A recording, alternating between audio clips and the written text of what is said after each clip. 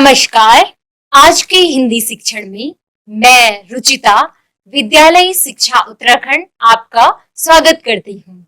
आज हम कक्षा 6 हिंदी की पाठ्य पुस्तक बाल राम कथा के पाठ 1 अवधपुरी में राम भाग 2 पर चर्चा करेंगे, जिसमें चर्चा के बिंदु हैं पाठ का आदर्श वाचन, कठिन शब्दों के अर्थ एवं पाठ में आए प्रश्न उत्तर।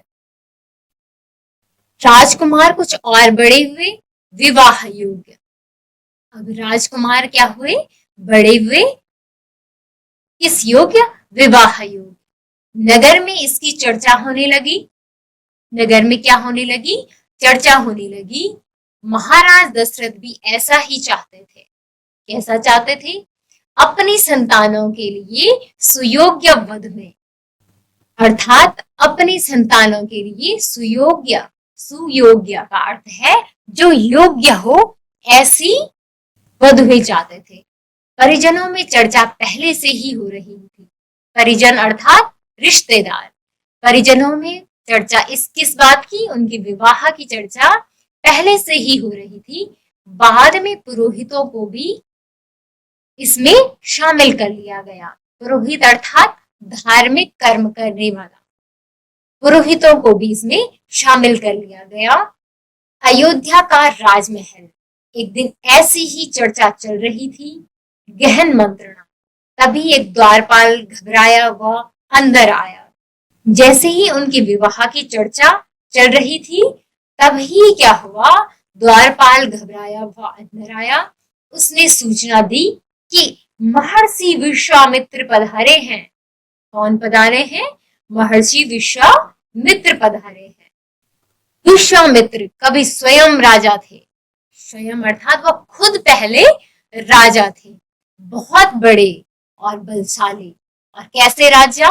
बहुत बड़े और बलशाली। बाद में अपना राजपाट छोड़ दिया, संन्यास ग्रहण कर लिया। संन्यास का अर्थ है सांसारिक बंधनों से मुक्त होना।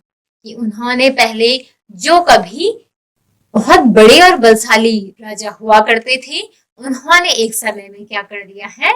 संन्यास ग्रहण कर लिया है, जंगल चले गए। वहीं उन्होंने अपना आश्रम बना दी। वहीं उन्होंने अपना आश्रम बनाया। उसे उन्होंने सिद्धाश्रम नाम दिया। उस आश्रम को उन्होंने क्या नाम दिया? सिद्धाश्रम नाम दिया। महर्षि के स्वागत सत्कार के बाद दशरथ ने कहा, महर्षि आज्ञा दे, मैं आपकी क्या सेवा कर सकता हूं? आप अपने मन की बात कहिए, आपकी आज्ञा का पूरी तरह पालन होगा। ऐसा किसने कहा है? महाराज दशरथ ने कहा। किसको? महर्षि विश्वामित्र को। कि मैं आपके आने का कारण जान सकता हूं? आप कौन सी बात मन में लिए आए हैं? आप जो भी बात कहेंगे, मैं उसका पूरी तरह से पालन करूंगा। राजन, मैं जो मांगने जा रहा हूं, उससे देना आपके लिए कठिन होगा।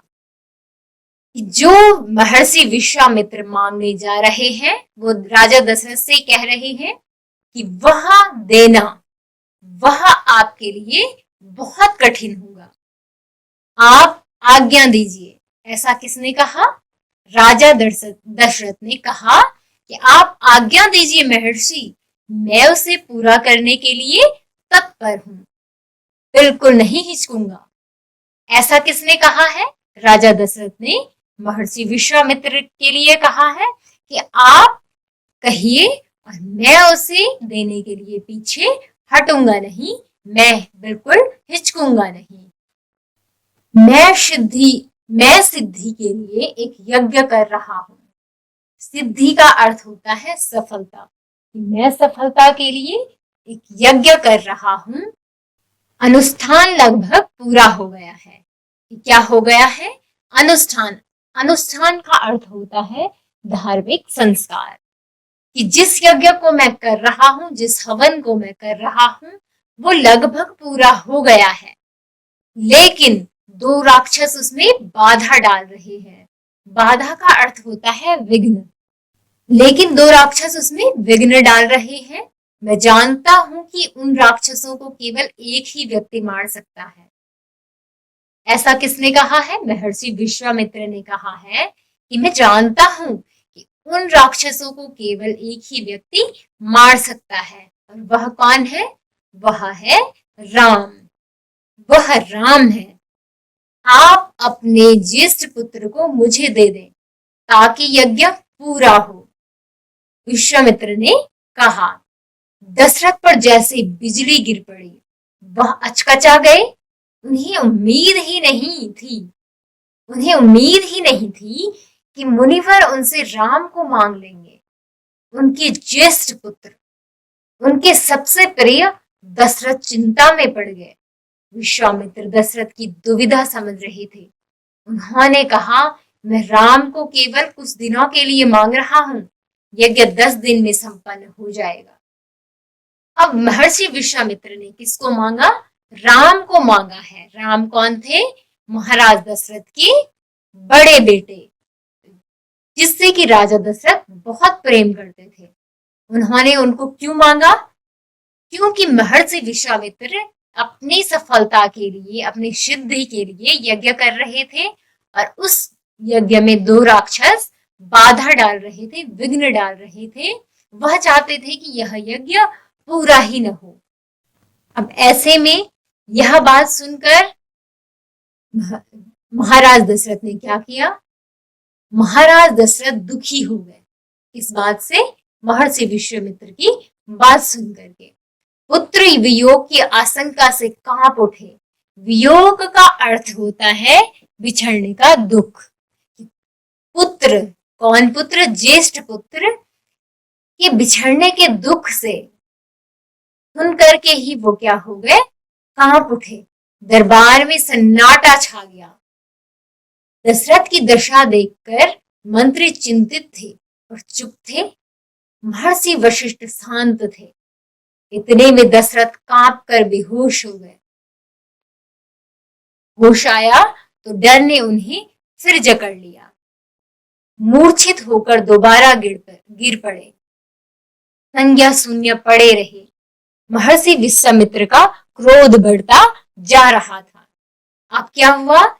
जब महाराज दशरथ ने महर्षि विश्वामित्र की बात को सुना तो वह इस बात को सुन करके ही और यह सोच करके ही कि मेरा पुत्र राम मुझसे बिछड़ करके चला जाएगा, इस दुख से वो क्या हो गए? कांपने लगे।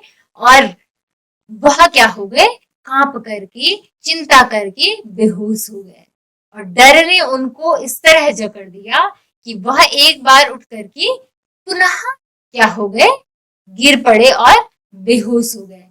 इस बात को देखकर, इस बात को कि महाराज दशरथ क्या है, अपनी बात से पीछे हट रहे हैं या घबरा रहे हैं। जिस महाराज दशरथ ने ऐसा कहा था विश्वामित्र को कि आप आज्ञा दीजिए, मैं आपकी बात से पीछे नहीं हटूंगा, और महाराज दशरथ की ऐसी दशा को देख करके कि वह मात्र मेरी बात सुन करके ही क्या हो रहे हैं? बेहोश हो रहे हैं और उनकी बात का कोई उत्तर नहीं मिल रहा है, इसलिए महर्षि विश्वामित्र का क्रोध अर्थात गुस्सा बढ़ता जा रहा था। दरबार सशंकित था किसी अनिष्ट की आशंका से। अनिष्ट अर्थात कुछ गलत होने की आशंका से। वे कुछ समझ नहीं पा रहे थे। महर्षि और महाराज के बीच संवाद में कुछ बोलना उचित भी नहीं था। मुनि वशिष्ठ चुपचाप आकर महाराज दशरथ के पास खड़े हो गए। थोड़ी देर बाद दशरथ उठे। स्वयं को संभालते हुए उन्होंने महर्षि से विनती की, महामुनि, मेरा राम तो अभी 16 वर्ष का भी नहीं हुआ है। वह राक्षसों से कैसे लड़ेगा? राक्षस मायावी हैं। वह उनका छल कपट कैसे समझेगा? उन्हें कैसे मारेगा?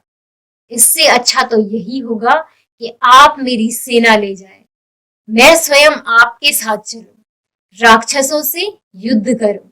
महर्षि विश्वामित्र ने कोई प्रतिक्रिया व्यक्त नहीं की।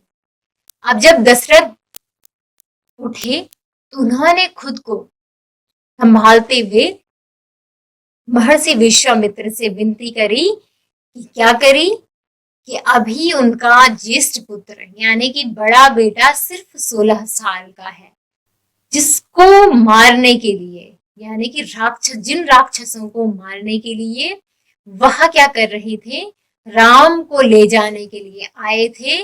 वह राक्षस मायावी है और बहुत भयानक है। वह उनके माया को कैसे समझेगा और उनसे कैसे निपटेगा, ऐसा राजा दशरथ ने विश्वामित्र को कहा और कहा कि मेरे राम को छोड़ो, मेरे राम को छोड़कर यदि आप मेरी सेना को ले जाएं तो मैं आपके लिए मना नहीं करूंगा। मैं बल्कि क्या करूंगा, स्वयं मैं खुद आपके साथ चलने के लिए तैयार हूं। लेकिन यह बात सुनकर के महर्षि विश्वामित्र ने उनकी बात का कोई भी जवाब नहीं दिया, बल्कि क्या हो गए, क्रोधित थे। क्रोधित यानी कि गुस्सा थे, पर उसे व्यक्त नहीं कर रहे थे। अपने यज्ञ के नियम याद थे। क्रोध करने से यज्ञ खंडित हो जाता है। खंडित अर्थात टूट जाता है, अनुष्ठान अधूरा रह जाता। मैं राम के बिना नहीं रह सकता। ऐसा किसने कहा? ऐसा कहा राजा दशरथ ने कि मैं राम के बिना नहीं रह सकता। महामुनि, एक पल भी नहीं। आप राम को छोड़कर जो चाहे मांग ले, उसे मत ले जाइए। मैं राम को नहीं दूंगा, बिल्कुल नहीं। वह मेरी बुढ़ापे की संतान है, मैं उससे बहुत प्रेम करता हूँ। महर्षि राजा दशरथ ने ऐसा कहा कि मैं राम को नहीं दूंगा, बिल्कुल भी नहीं। वह मेरी बुढ़ापे की संतान है, मैं उससे क्या करता हूँ, अपनी उस संतान को, अपने राम को मैं बहुत प्रेम करता हूँ। महर्षि का क्रोध भभक उठा। दरबार, मंत्रीगण और ऋषि मुनि सत्ते में आ गए। आप रघुकुल की रीति तोड़ रहे हैं राजन। ऐसा किसने कहा है? ऐसा महर्षि विश्वामित्र ने कहा है। महर्षि विश्वामित्र ने रघुकुल की रीति को याद दिलाया। अब उनकी रीति क्या थी? रघुकुल रीति सदा चली आई, प्राण जाए पर वचन न जाए। अर्थात वह अपने वचन के लिए अपने प्राणों तक को भी न्यौछावर कर देते या अपने प्राणों की बाजी तक लगा देते हैं। ऐसे रघुकुल के राजा अपने ही वचन से पीछे हट रहे हैं। अब क्या है यहाँ पर देखिए, वचन देकर पीछे हट रहे हैं। कौन? महाराज दशरथ। यह बर्ताव कुल के विनाश का सूचक है। बर्ताव अर्थात व्यवहार, कि उनका यह व्यवहार कुल के विनाश अर्थात तबाही की तबाही का सूचक है। आप जानते हैं कि मैं स्वयं दुष्ट राक्षसों का संहार कर सकता था, लेकिन मैंने संन्यास ले लिया है। अगर आप राम को नहीं देंगे तो मैं यहाँ से खाली हाथ लौट जाऊंगा। अब उन्होंने कहा है कि मैं स्वयं ही क्या कर सकता हूँ, उन राक्षसों का संहार कर सकता हूँ, लेकिन मैंने क्या कर लिया है, संन्यास ले लिया है। और अगर मैं क्रोध भी करता हूँ तो इस क्रोध के कारण भी क्या हो जाता है, मेरा यज्ञ खंडित हो जाएगा। इसलिए अगर आप राम को नहीं देंगे तो मैं यहाँ से खाली हाथ लौट जाऊंगा। बात बिगड़ती देखकर मुनि वशिष्ठ आगे आए, महाराज दशरथ को समझाया। राम की शक्ति के बारे में, प्रतिज्ञा तोड़ने के संबंध में, महर्षि विश्वामित्र के साथ रहने पर राजकुमार राम को होने वाले लाभ के बारे में। राजन, आपको अपना वचन पूरा करना चाहिए। ऐसा किसने कहा है? मुनि वशिष्ठ ने जब विश्वामित्र के क्रोध को देखा है तो वह महाराज दशरथ को समझाने के लिए आगे आए और उन्होंने राम की शक्ति के बारे में उन्हें बताया कि वह क्या है, शक्तिशाली है। और ये भी तो देखिए कि अगर वह महर्षि विश्वामित्र के साथ रहते हैं तो वह इतनी विद्याओं को जान लेंगे कि जितनी विद्याएं वो नहीं जानते हैं। तो उनके लाभ के बारे में उन्होंने उन्होंने किसको बताया? महाराज दशरथ को बताया कि अपना वचन पूरा करके क्या कर दीजिए, राम को महर्षि विश्वामित्र के साथ भेज दीजिए। रघुकुल की रीति यही है, प्राण देकर भी आपके पूर्वजों ने वचन निभाया है। आप राम की चिंता न करें, महर्षि की होते हुए उनका कोई कुछ नहीं बिगाड़ सकता। महाराज दशरथ की चिंता कुछ कम हुई, पर मन अब भी खिन्न था। खिन्न यानी कि उदास था।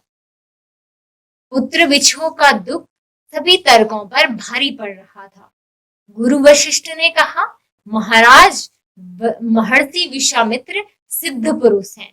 सिद्ध अर्थात दोषहीन। ये क्या है? महर्षि विश्वामित्र दोषहीन पुरुष हैं, तपस्वी हैं, अनेक गुप्त विद्याओं के जानकार हैं। गुप्त अर्थात गोपनीय विधाओं के जानकार हैं। वह कुछ सोचकर ही यहाँ आए हैं। राम उनसे अनेक नई विद्याएं सीख सकेंगे। आप राम को महर्षि विश्वामित्र के साथ जाने दें। ऐसा किसने कहा है? महर्षि वशिष्ठ ने कहा है। राम को उन्हें सौंप दे। दशरथ ने मुनि वशिष्ठ की बात दुखी मन से स्वीकार कर ली, लेकिन वह राम को अकेले नहीं भेजना चाहते थे। उन्होंने विश्वामित्र से आग्रह किया, कहा कि वे राम के साथ उनके छोटे भाई लक्ष्मण को भी ले जाएं। राजा दशरथ ने विश्वामित्र से क्या आग्रह किया कि वे राम के साथ उनके छोटे भाई लक्ष्मण को भी ले जाएं।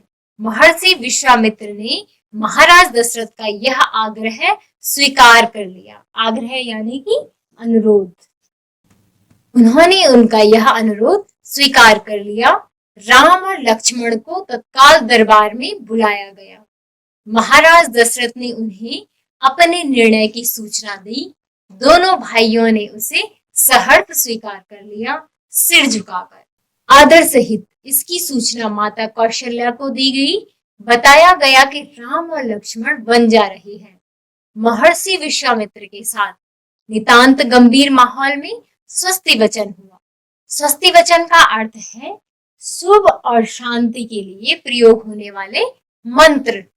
शंख ध्वनि हुई। शंख ध्वनि अर्थात शंख की आवाज आई, नगाड़े बजे। महाराज दशरथ ने भावुक होकर दोनों पुत्रों का मस्तक चूमकर उन्हें महर्षि को सौंप दिया। दोनों राजकुमार बिना विलंब किए, विलंब का अर्थ होता है देरी, बिना देरी किए महर्षि के साथ चल पड़े बीहड़ और भयानक जंगलों की ओर। विश्वामित्र आगे आगे चल रहे थे, राम उनके पीछे थे।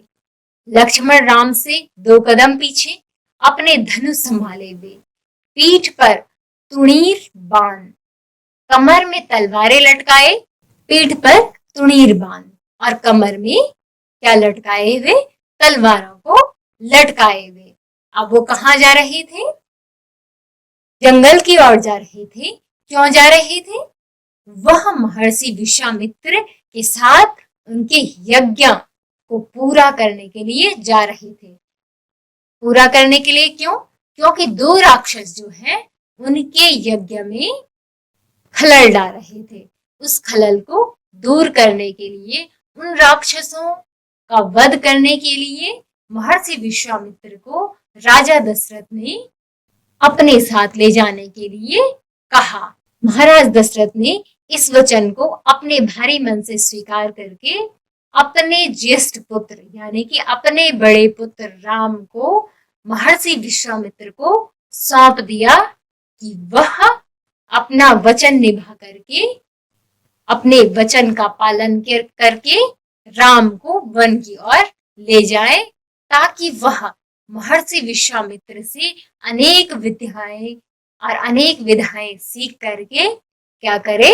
उन राक्षसों का वध करे। यह इसी उद्देश्य की पूर्ति के साथ दोनों भाई राम और लक्ष्मण विश्वामित्र के साथ चल दिए। अस्त्र शस्त्र का अर्थ क्या है? उदाहरण सहित बताइए। इसमें अस्त्र और शस्त्र 2 शब्द आए हैं। इन 2 शब्दों को अगर हम देखें तो यह क्या है? आपस में मिलते जुलते हैं। लेकिन इन दोनों का अर्थ क्या है, भिन्न भिन्न है। जिसमें अस्त्र क्या होता है, जो हाथ से फेंक करके चलाया जाता है, जो हथियार हाथ से फेंक करके जो हथियार चलाया जाता है उसे अस्त्र कहते हैं। और शस्त्र होता है जो हाथ में पकड़ करके जिस हथियार को चलाया जाता है उसे कहते हैं शस्त्र, सहस्त्र। अस्त्र का उदाहरण अगर हम कहें तो अस्त्र क्या है, जिसे फेंक करके चलाया जाता है, जिसको क्या करते हैं, फेंक करके चलाया जाता है, वह क्या है, अस्त्र। और शस्त्र क्या है, जिसे पकड़ करके चलाते हैं, जैसे कि तलवार। अब अगर यदि हम इस ही पाठ की बात करें तो राम जो है, राम का जो प्रिय हथियार था वह क्या था, धनुष और तीर। तो धनुष क्या है, जिसको हमने हाथ में पकड़ा हुआ है, वह है शस्त्र। धनुष क्या है, शस्त्र। धनुष क्या है, शस्त्र है। और तीर क्या है, अस्त्र है। आगे अगर हम चले, राजा दशरथ की किस रानी ने राम को जन्म दिया था। राजा दशरथ की 3 रानियां थी और 3 रानियों में से किस रानी ने जन्म दिया। अब नीचे इसके विकल्प है, विकल्पों की ओर बढ़ते हैं। नंबर 1 सुमित्रा ने, नंबर 2 कौशल्या ने, नंबर 3 कैकेयी ने, या इनमें से किसी ने भी नहीं। इसका सही उत्तर है कौशल्या ने। अगला प्रश्न है, राजा दशरथ ने पुत्रेष्ट यज्ञ किस नदी के किनारे किया। जिसमें विकल्प है सरयू, गोमती, गंगा, गोदावरी। जैसा कि हमने पाठ में भी पढ़ा था कि जो राजा दशरथ थे उन्होंने पुत्रेष्ट यज्ञ को सरयू नदी के किनारे किया था, इसलिए इसका उत्तर है सरयू नदी। अगला प्रश्न है, राजा दशरथ के सबसे प्रिय पुत्र कौन थे। सबसे प्रिय पुत्र कौन थे, जिसके विकल्प है लक्ष्मण, राम, भरत और शत्रुघ्न। हमने पहले भी पाठ में पढ़ा है कि राजा दशरथ के 4 पुत्र थे, वह अपने सबसे बड़े पुत्र को अधिक प्रेम करते थे। उनके सबसे बड़े पुत्र कौन थे, राम। राम को वह सबसे अधिक प्रेम करते थे, तो इसका उत्तर क्या है, राम। हमने जिन बिंदुओं पर चर्चा की है वह है पाठ का आदर्श वाचन, कठिन शब्दों के अर्थ एवं पाठ में आए प्रश्नोत्तर। आपके लिए गृह कार्य है, अपने आसपास किसी पुस्तकालय में जाइए तथा कुछ रुचिकर कहानियों को पढ़िए। हमने आज की कक्षा में हमने जिन बिंदुओं पर चर्चा की है आपको वह भली भांति समझ में आया होगा, उम्मीद करते हैं। मिलते हैं अगली कक्षा में, तब तक के लिए धन्यवाद।